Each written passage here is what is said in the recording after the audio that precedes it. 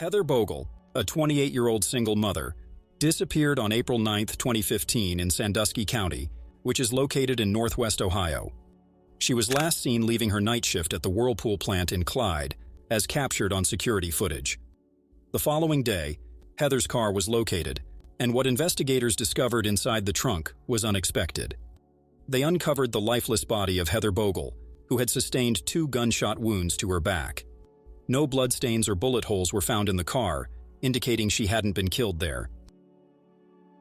It appeared that her body had been cleaned after death in an attempt to erase DNA evidence. Her hair had been forcibly removed at the scalp, and her fingernails had been trimmed down to the cuticles.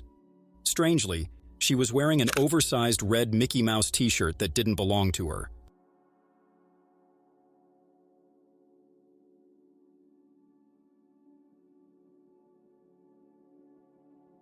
Heather's murder initiated a year-long investigation, led by Detective Sean O'Connell. His initial focus was on Carmela Badillo, Heather's girlfriend. This attention stemmed from a verbal altercation that had taken place between the couple on the day before Heather vanished. However, after examining Carmela's phone records and engaging in multiple conversations with her, Detective Sean ascertained that Carmela was not responsible for the crime. Detective Sean didn't rush to eliminate Kiona Bohr, a single mother residing in the apartment complex where Heather's car and body were found. According to him, there were speculations that she had worn a similar t-shirt to the one discovered on Heather Bogle. Regrettably, Detective Sean disregarded evidence that could have proven Kiona's innocence. When he publicly named her as a suspect, she lost her job, apartment, and reputation. Kiona asserts that Detective Sean targeted her since the night they found Heather's body. He even threw away her photos and stormed her workplace with a warrant to obtain her DNA.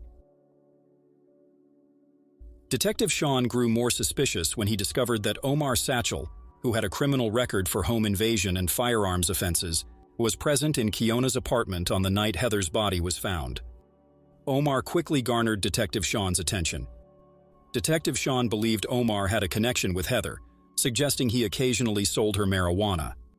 Most importantly, he established a potential connection between Omar and the gun that might have been used in Heather's killing. Although the gun and bullets were never recovered, Detective Sean asserted that he had received information indicating that a third individual, identified as Kayrie Jeffrey, a friend of Omar, disposed of the weapon. The source alleged that Kayrie went to the river's edge and discarded a black bag containing the murder weapon into the water. A dive team was deployed to retrieve the bag from the river, but their efforts yielded no results. Even though Detective Sean lacked sufficient evidence for arrests, he persisted in constructing his murder case against Kiona, Omar, and Kayrie. Despite facing public scrutiny, he devoted 1 year and 2 months to his belief that the trio collaborated in Heather's murder, even when confronted with compelling scientific evidence that contradicted his theory. Officials discovered DNA beneath Heather's fingernails, suspected to have been left by the murderer. When the DNA examination was completed, it did not match any of the 3 suspects. Yet, Detective Sean clung to his theory. When composing his report for the prosecutor to secure an indictment, Detective Sean failed to include the fact that the DNA didn't match. Merely a week later, he was removed from the case and put on leave. The Heather case was transferred to the State Bureau of Investigation, which revealed not only shocking actions, but also criminal ones. Detective Sean had tried to accuse individuals of a murder they had absolutely no connection to. The BCI investigation disclosed that the 3 suspects had no acquaintance with Heather, had never crossed paths with her, and had never engaged in any drug-related transactions with her. Prosecutor Tim Braun initiated a legal investigation that led to the arrest of Detective Sean. The detective engaged in dishonesty, fabricated police reports, manipulated evidence, and attempted to build a case that lacked foundation. Consequently, he received a 2-year prison sentence.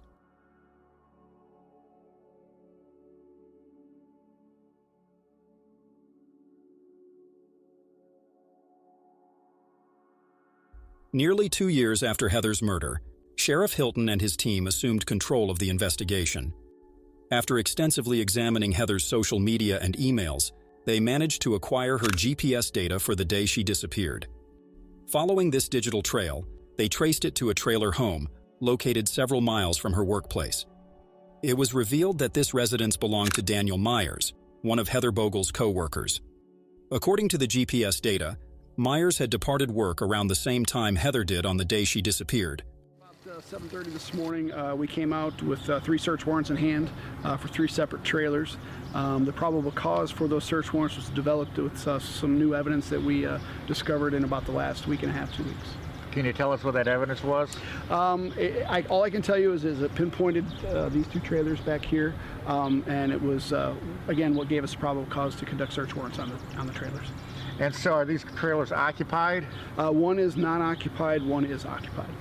And what about the third one? The third one is actually occupied, and the same person that owns that one owns the one back here in the corner. Are you interviewing the people who live in these trailers? Yes, there are several interviews being conducted simultaneously at this time.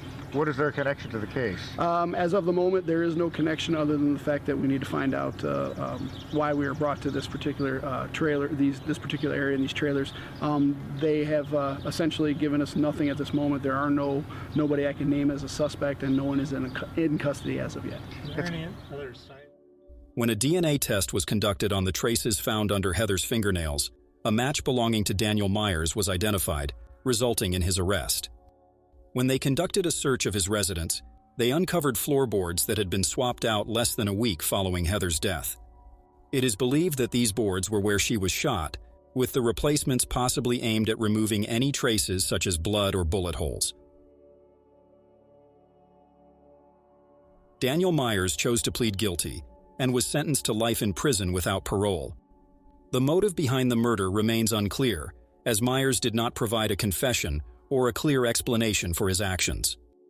The prosecution argued that Myers killed Heather in a fit of rage, possibly due to a personal conflict or altercation. However, specific details about the motive were not conclusively established during the legal proceedings.